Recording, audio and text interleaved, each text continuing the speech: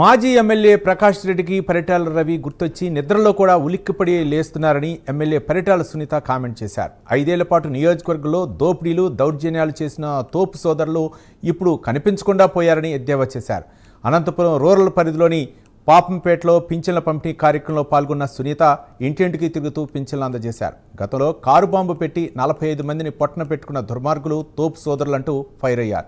వారు చేసిన దోపిడీ దౌర్జన్యాలకు త్వరలో జైలుకు వెళ్లడం ఖాయమన్నారు ఎమ్మెల్యే పరిటాల సునీత.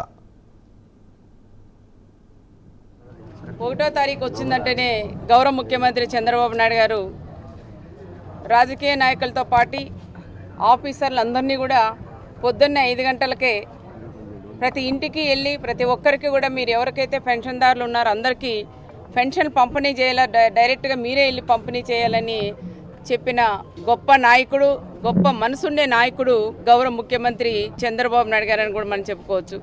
ఒక తోపు బ్రదర్సు దాదాపు ఏదైనా కేసు పెట్టారంటే 45 రోజులు కనపడుకోకుండా పత్తా లేకుండా పోతారు. మళ్ళీ 45 రోజుల తర్వాత మినక్కమని మిరపతీగలాగా వస్తారు మీటింగ్ పెట్టుకొని పరిటాల రవిని పరిటాల కుటుంబాన్ని విమర్శించడానికే ఆయన 45 రోజులకు 50 రోజులకు వచ్చి ఇక్కడ విమర్శలు కూడా చేస్తూ అంటారు. అయ్యో పెద్ద మనిషి, అయ్యో సైకో.